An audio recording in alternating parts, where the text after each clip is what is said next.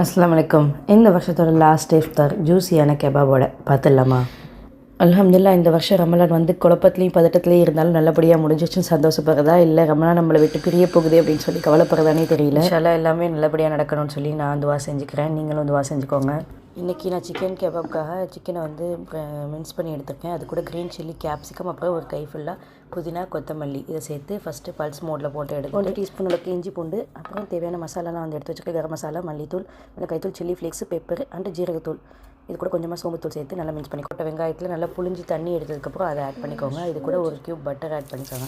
Butter add பண்ணுறதுனால kebab வந்து try ஆகாமல் நல்லா ஜூஸியாக இருக்கும். ரெடி பண்ணது அப்படியே ஃப்ரிட்ஜில் ஒரு 1 ஹவருக்கு வச்சு எடுத்திங்கன்னா நல்லா பிடிக்கிறதுக்கு உங்களுக்கு கொஞ்சம் ஃபார்மாக வரும். இதோட மெயின் மேட்ரு வந்து தண்ணி ஒரு சொட்டு கூட இருக்கக்கூடாது. வெங்காயம் கூட நம்ம புளிஞ்சிட்டு தான் ஆட் பண்ணணும். இல்லைனா எண்ணெயில் போடும்போது கலந்து போக வாய்ப்பு இருக்குது. ஒருவேளை கொஞ்சம் தண்ணியாக இருக்குன்னு ஃபீல் பண்ணிங்கன்னா கொஞ்சமாக பொட்டுக்கடலை மாவு சேர்த்துக்கோங்க. இன்றைக்கி கஸ்டர்ட் கொஞ்சம் டிஃப்ரெண்ட்டாக பண்ணியிருந்தேன். மேங்கோ, ஸ்ட்ராபெரி, அப்புறம் வந்து மெலன் எடுத்திருந்தேன். அது கூட ஆப்பிள், பனானா கொஞ்சமாக சேர்த்துக்கோங்க, நிறைய சேர்த்துற வேண்டாம். இது கூட நட்ஸும் அப்புறம் வேக வச்ச ஜவ்வரிசி சேர்த்துருக்கேன். இது கூட திக்காக ரெடி பண்ணி வச்ச கஸ்டர்ட் மில்க் இது எல்லாத்தையும் சேர்த்துட்டு மிக்ஸ் பண்ணிக்கலாம். நான் மாதுளப்பழம் மட்டும் ஃபைனலாக ஆட் பண்ணுறேன். ஒன்றும் ரீசன் இல்லை, மாதுளப்பழம் சாப்பிடாத ஆளுக்காக எடுத்துகிட்டு அதுக்கப்புறமா மாதுளப்பழத்தை ஆட் பண்ணிக்கிறேன், அவ்வளோதான்.